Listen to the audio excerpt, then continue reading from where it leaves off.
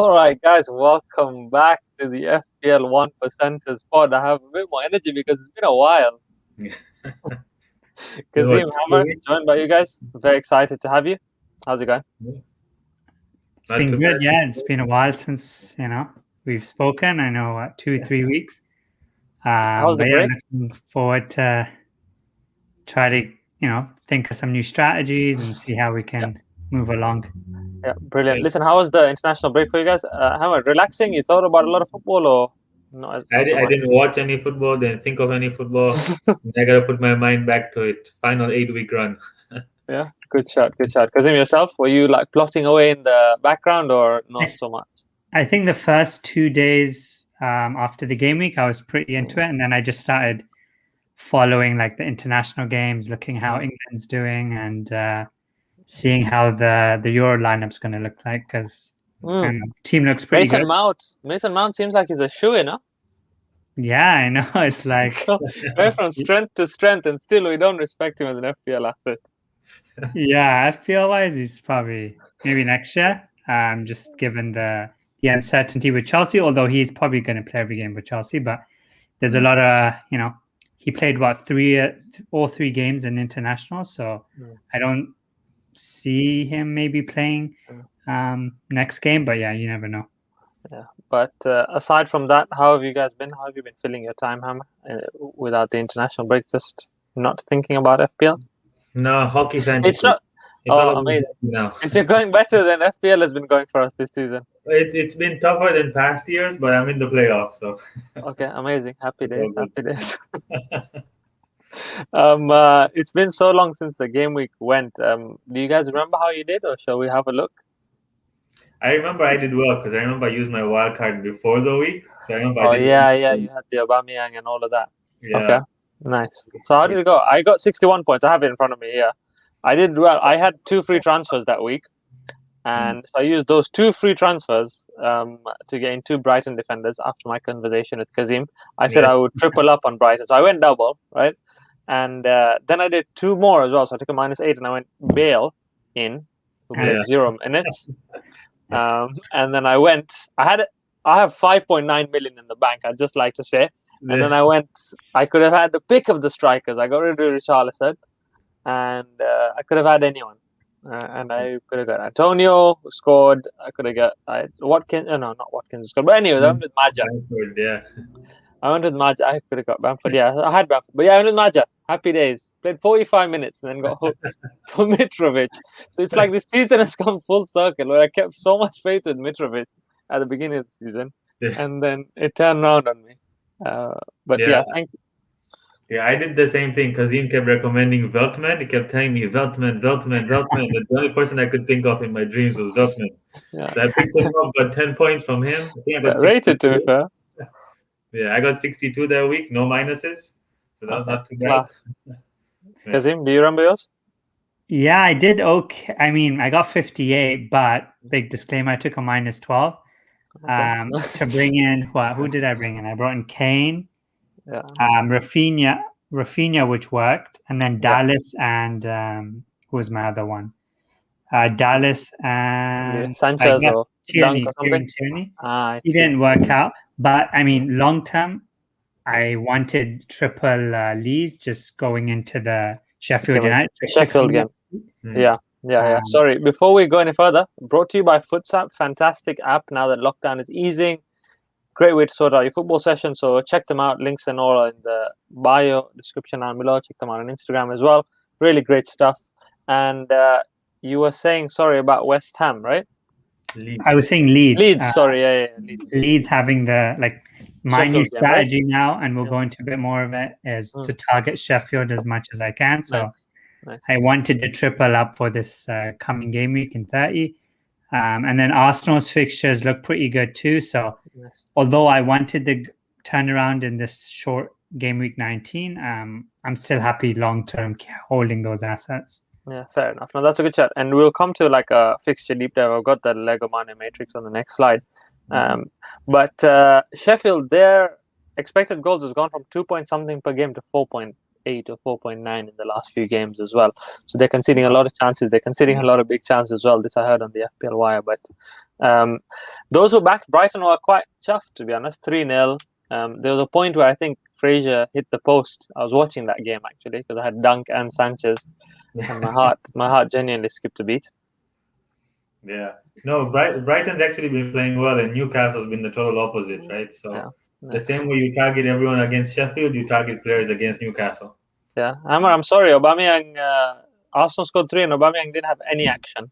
3 goals, man. 3 goals, and the guy did nothing. No, because we said he's going to be MVP this season, Gameweek 1. Honestly, he was switched to midfielder. He's really let himself down, huh? It's insane. He was my MVP. Honestly, it's quite sad. But Suchek scored a goal and free hitting teams. It was probably like a pretty good week. Like all the predicted results for the most part, I know of it, other than Aubameyang, everyone sort of contributed. Like, so everyone is calling for Brighton clean sheet. So you would have had 2 to 3 Brighton defenders. Leeds, you would have probably had Rafinha and Bamford, and then Arsenal. West Ham, you had Lingard, Antonio. Pretty much everyone returned who predicted they were. Yeah, true. Although, they weren't that. I guess clean sheets wise, okay, there were 2. Brighton kept a clean sheet, which everyone was banking on, and Spurs actually did right. Villa's attacking numbers have fallen off a cliff, and without Grealish, it just look like they're struggling, to be honest. Yeah, I'm just looking at the Spurs clean sheet, and I'm thinking, I had Reguilon. What happened to him? He didn't play. Yeah, 59 or 56 minute he came on. Oh man, like what the hell? I didn't even realize that. Yeah. Oh man, did you guys hear about this? It's a non-FPL story, but Choupo-Moting didn't get his call up. To France? No, so he plays for Cameroon, and he's been getting call-ups every year and all of this, and he's been playing for his national team for like 10 years, and he didn't get the call-up for this international break, and he's like, what the hell, what's happening here? So it turns out the Cameroon FA emailed him the call-up, but they didn't email him, they emailed themselves. So true story, he was just waiting for the call-up. He's like, they haven't called me up, and then it turns out someone probably got fired for that. Messed up, yeah. But nonetheless, FA Cup wise, I guess we should talk about that a little bit. Chelsea won, right? Chelsea beat Sheffield, was that correct? Yeah, they just squeaked by, but they're through. Nice. And Leicester looked quite good against United as well, no? Oh, United just really, really bad. Okay, fair enough. Yeah. 2 sides of the same coin. I've got this fixture matrix up from Lego Mane. Thanks to him. Check him out on Twitter. And basically, just to give us an idea, chips wise, so I'll go first, just because I was initially thinking about playing the wildcard in Gameweek 30 just before, like this week, and now I've sort of maybe kind of left it too late. And also I've had a look at my team, like when I picked the team, it doesn't look too bad because like we said before, Leeds play Sheffield. I've got the triple up on Leeds, and there's a couple of other fixtures that don't look too bad. And so I'm thinking about holding. Like I've still got Bruno, still got a fair few players, and then 31 could potentially build. What are you thinking, Hammer? Yeah, I already used my wild card, so my plan, my team sort of set up for Gameweek 30. I have 2 free transfers, so my plan is to get either a City guy in, or I'm thinking Lingard from West Ham. Nice. But I have to look at my team to see who I'm bringing in. But it looks like there might be some teams that start to climb the table now that the relegation fight's going to go down to the wire. So we'll have to see which teams start to pick up. And I'm thinking, I'm looking at teams like Leeds. I'm looking at Fulham. I'm thinking if they need to start fighting, then their players might actually be worth a grab. Yeah, no, that's a good shot. You know what? The other thing about the wildcard that's making me a bit nervous is that it's players coming back from international break. You're not too sure how they're going to be or how they're going to set up. Kazim, what are your thoughts? Are you still holding everything, right? Yeah, I got everything. You're going on blast in 8 weeks. Yeah, so I was always thinking 31 as my sort of wild card week, only because I took the -12, so I was setting up for a decent team for 30. Nice. And then like you said, see how international break comes. Son looks to be back, so I was sort of on the fence. If he's not back for game week 30, then maybe I get rid of him or not. But it looks like he's back, so as of right now, I have no injuries. I have the 3 Leeds players. And then also, we may get more announcements for these blanks to be rescheduled coming up. So it sort of may play on my mind a bit. But at the same time, I think if you're not playing it this week, 31 or max 32, you got to play it because you want to try to reap, as much benefit as you can. And also, if you're holding the bench boost, then you want to play a wild card soon after your bench boost. So look at that, like the week after you play a wild card, that you can play a bench boost as well, right? Or even target one particular fixture, I guess. But double game week for Spurs in 32 as well. So the assets are looking good because you would have held them from 29. So you brought Kane in for last week. You'll hold him all the way through to the end of the season, really. Because look at their run. Newcastle, then United, then a double, then bench them. And then Sheffield, Leeds, Wolves, Villa and Leicester. That's a good run. I don't know how much they have to fight. Like they have to try and get into the top 4, right? It's just about Mourinho's body language and attitude and see kind of what happens there. Yeah, it's not even if they want to fight for the top 4, they will be fighting for top 4, but it's just their style of play changes like every game. Yeah, even this 2-0 they beat Villa, it was a bit like it wasn't really 2-0 game. Kane got lucky. Yeah, it all depends. Like we had a couple of games ago, Bale went nuts, Kane went nuts, Son had a couple of assists. Like everyone was killing it, and now all of a sudden you look at the team and you think, will they score? But having someone like Kane is key. Like I think everyone's gonna have him. That fixture run is crazy to not have. Yeah, and the last season, I brought Kane in, and it was a differential. Imagine at this time, this time last season, Kane was a massive differential. I remember still. Yeah. Post Project Restart because no one was really backing them. The other team that I wanted to ask you guys about, and we'll go to Kazim first, is Chelsea. Because if you're playing a wild card, right, in 31, there's a lot of talk about Chelsea defensive assets because they play West Brom, Palace, Brighton, West Ham, Fulham, and then slightly gets harder, but a really good run for 5 weeks. Would you back like Rudiger and Mendy double up?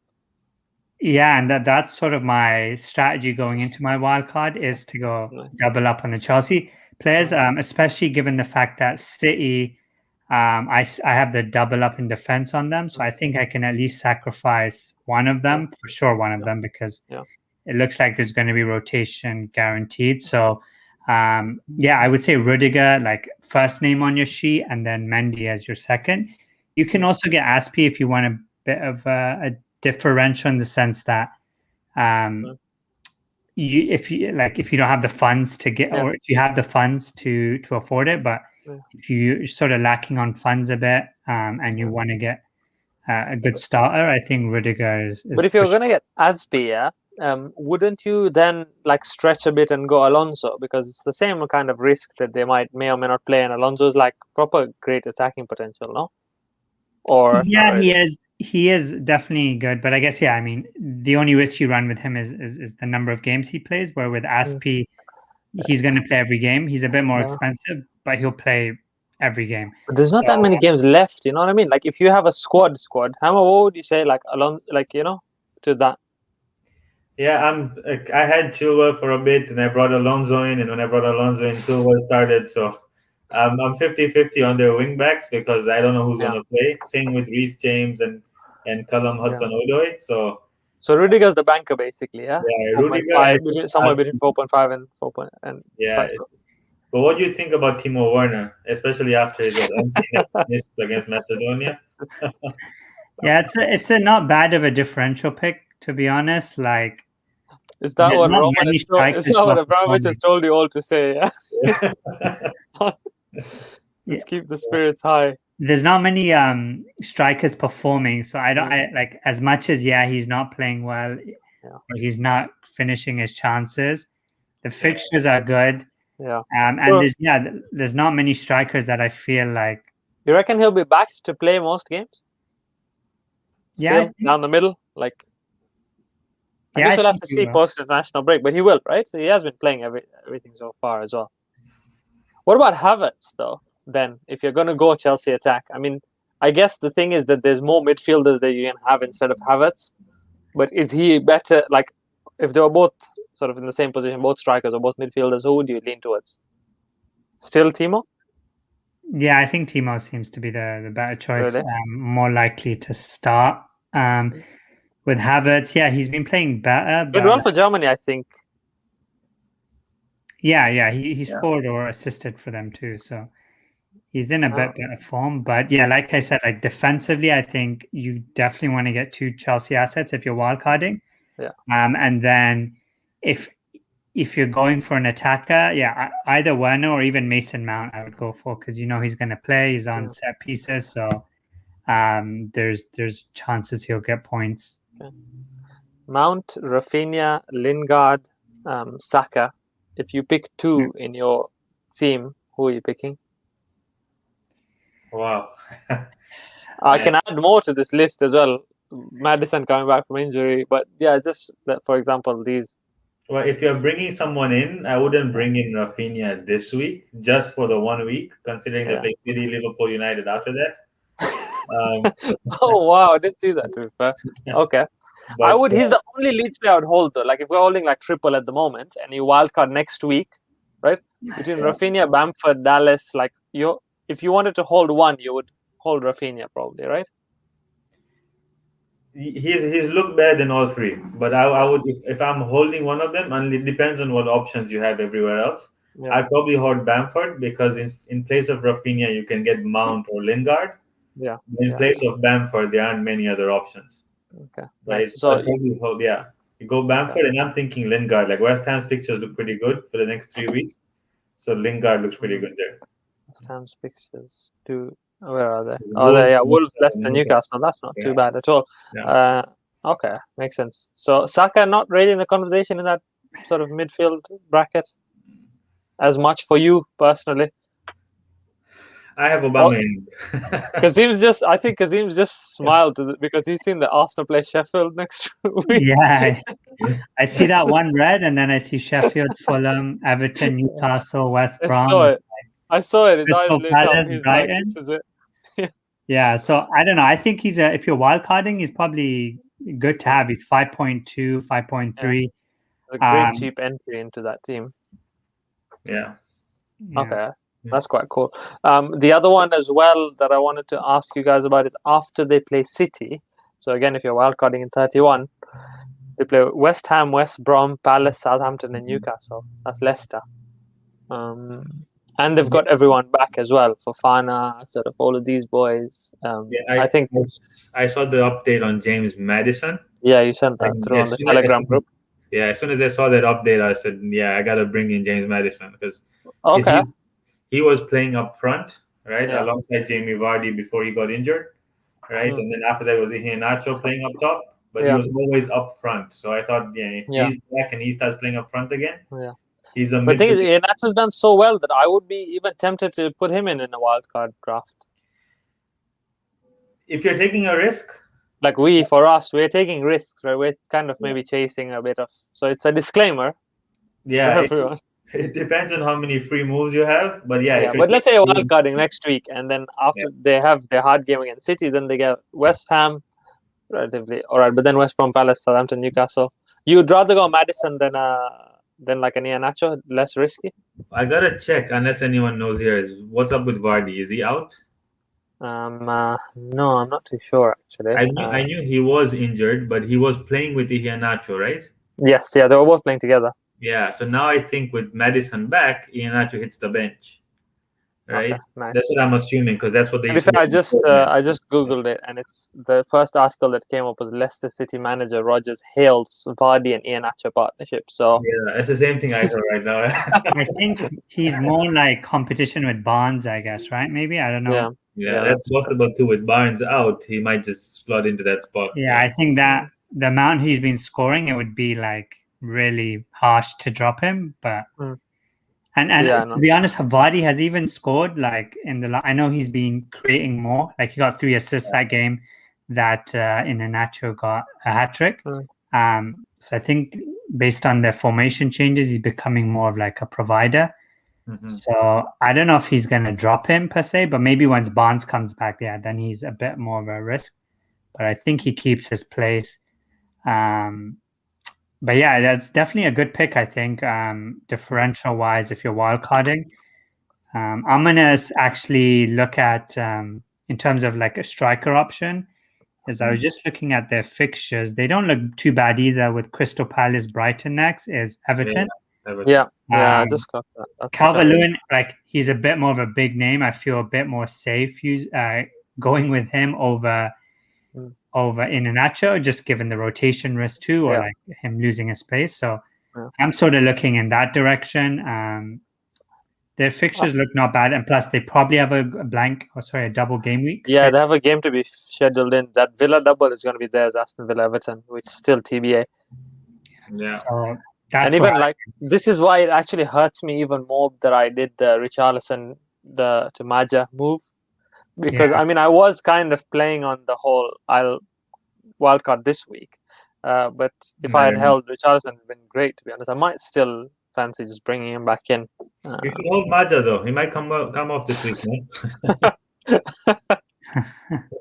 You know that if I do, then he won't, and if I don't, then he will. That's just how the season has gone. So yeah, that's a tomorrow problem. No, but I agree with Kazim. Like I was looking at DCL as well. The only issue is I had him for like 3 weeks. And I think in those 3 weeks, Ancelotti said that he prefers DCL right on the right wing and Richarlison up top. That sort of blows me away from him. Yeah. And I was thinking of Maddison, but Iheanacho now is a good option. Yeah. What do you guys think about Aston Villa? Like they still have a double game week, I think, potentially. So then, Ray Grealish or. We're waiting for him to come back to fitness. I don't know what his story is, to be honest, for me. They play Fulham next, which could be interesting. But apparently, so from what I've read and seen, their numbers have really dropped off. And they haven't been doing too much that's too exciting. They have one double, but they play Liverpool and City within the next 3 as well. So I'd be a bit, maybe like target, like bringing in a Watkins for someone whose fixtures kind of get harder in game week 33 for West Brom. Or potentially to replace one of the blanks, like if you have maybe like a Kane or someone who's not playing in that week, you replace him with that West Brom fixture. That's a good 1 week punt potentially. Right now, I don't know. I don't feel enough. Yeah. So this is what Dean Smith said, right? Like I'm hopeful that he'll play this weekend, but we thought he would play against Fulham. That was the first game back. It wasn't the case. He's still in pain. We have to control it. So it's a 50-50. Yeah. I say he's playing. Yeah, like I think he might play. I think he might play like 60-70 minutes, if anything. But that's like the last few games I saw Aston Villa play. They didn't do much, right? And they're playing against Fulham, that's solid defensively. Then they have Liverpool and City, right? Like, and they're playing after that. They're playing West Brom, who's fighting relegation. So they have a tough run of fixtures. Like in Everton, United, and then Tottenham, Chelsea. That's tough. Yeah, it is kind of tough, bless them. But one thing I want to point you guys towards, and mostly because I want to discuss it, is City. What are we thinking? Because fine, I'm holding like Cancelo, Gundogan at the moment, but that's like very old. Like it feels like very dated now. My City assets.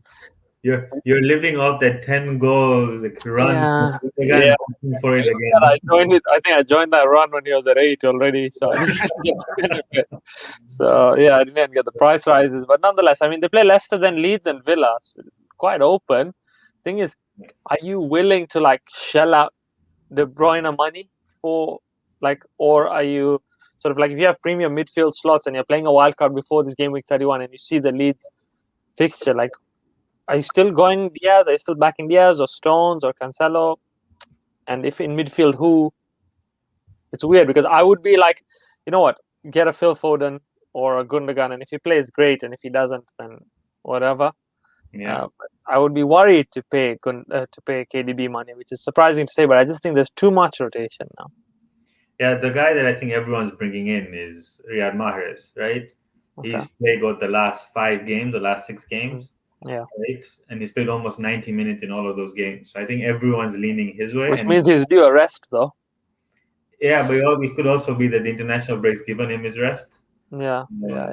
right? I feel like Pep's starting to trust him more, especially with Sterling not scoring any goals, Gundogan slowing down now, right? So I think everyone's leaning Mahrez, but then again, like you said, it's Pep, right? Like for all you know, there's no De Bruyne, no Mahrez on the field next game. Yeah. Right. So you take a risk. You hope there's someone on your bench who can come in. But yeah, the guy that looks good right now is Riyad Mahrez. Yeah. Okay. Fair enough. Was it last game where he everyone was benched, right? Like Gundogan, KDB, Cancelo, Stones. Yeah. I think Diaz was the only guy who played, but yeah, it was pretty crazy rotation. Yeah. And Sterling too. Yeah, not last week, but the week before. Yeah. Week before, right? Yeah. That was before the Champions League, so that just shows like where his priorities are. But I think the key is probably keep one City defender at most, in my opinion. I think Cancelo is. I know he's most attacking, but I would just go like Stones. Because for me, and just to add on to that, sorry, I'd keep Stones over Cancelo, or I'd get Stones over Cancelo because Stones will either play 90 or 0. Exactly. Cancelo can play 55, 45. He can play 20 minutes as well at the end. Like then that kind of screws you. I mean, there is an attacking potential there, but like you'd rather have he's going to play or he's not going to play. And if he doesn't play, then I have someone on the bench. Yeah, if you have someone on the bench. Yeah, but if you're building at this point, surely you should like. There's never been a year where there's been so many like cheap assets, and you're like, wow, where do I put my money, kind of thing. So like. Yeah, the expensive ones always come through in past years, whereas this year you had Salah who's not doing well right now. You have Aubameyang who's not doing well. KDB you're not even sure of. Like, I'm still backing Salah, by the way, because this run, like, it's too nice, man. Villa, Leeds, Newcastle, Southampton, West Brom, Burnley, Palace.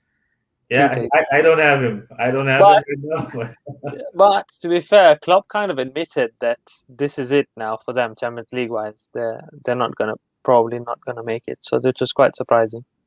I think Jota, like we haven't spoken about him much, but yeah, that's the point. I'm willing to take a bit of a punt on. I know he won't be a punt soon in a week or so once everyone gets him, but I think he's worth it just given you'll probably play and he's a decent price. Like Salah, similar with a KDB issue where he may not get rotated, but if he doesn't perform, it's like you just waste. That's like 12 million.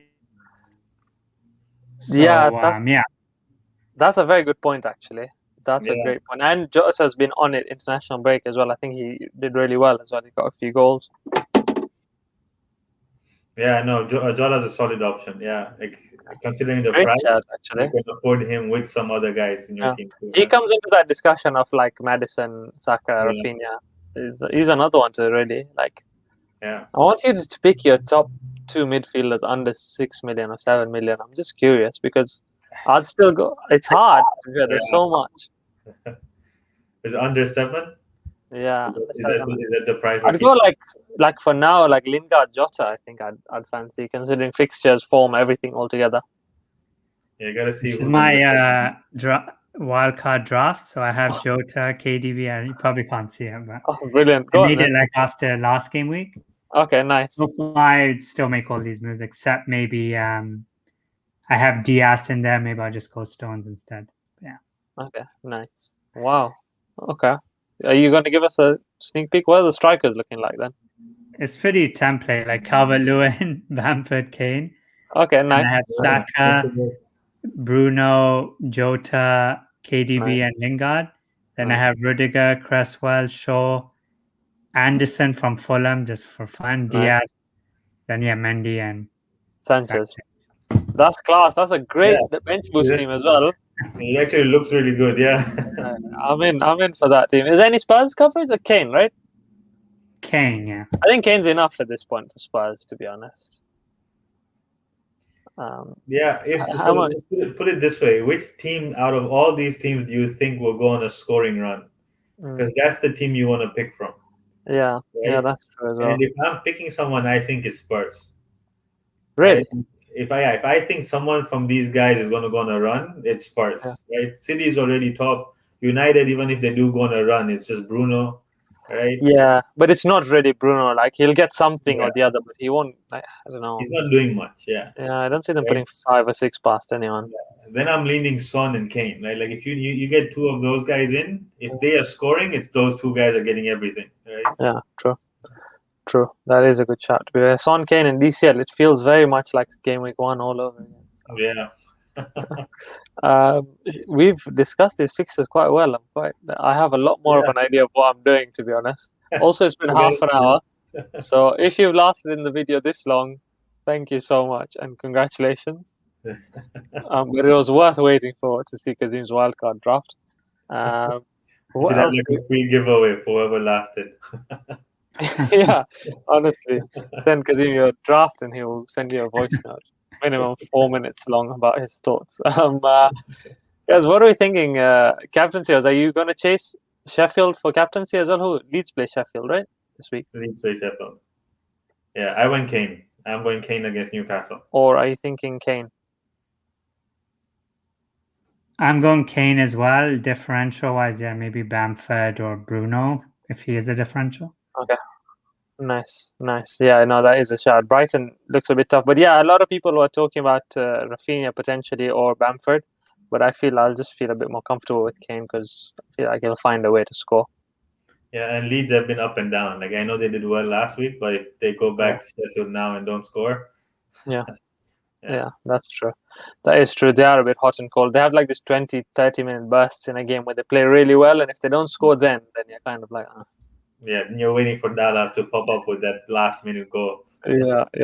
Honestly, did you see his head? He almost scored in the international break as well. I didn't see that. Quality effort, to be fair. But nonetheless, boys, it's been good to see you. Anything else to add? Any final thoughts? Deadline's on a Saturday as per usual, 11 a.m. here. There's a 12:30 kickoff. But yeah, aside from that, enjoy your long weekends. Any final thoughts to add? Nope, I think we covered everything. Just go with your gut. It all. 8 weeks left, so just go with your gut now at this point. Yeah, don't hold players. Like, what are you going to hold them for? Right? It's only 8 weeks left, so have some fun. Yeah, brilliant. But yeah, enjoy yourselves, guys. Speak to you soon.